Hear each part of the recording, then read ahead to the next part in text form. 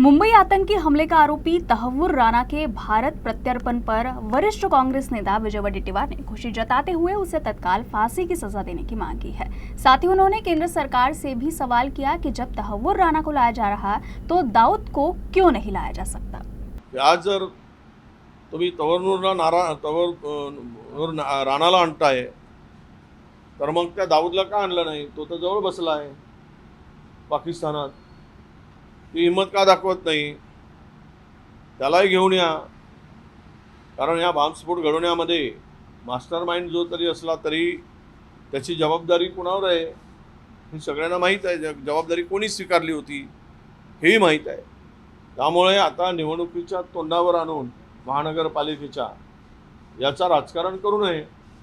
देशद्रोही आहे, त्या देशामध्ये त्यांनी जे बॉम्बस्फोट घडवून आणला आहे त्याला आणून त्याला फाशी दिली पाहिजे आणि त्याचं राजकारण करता कामा नये।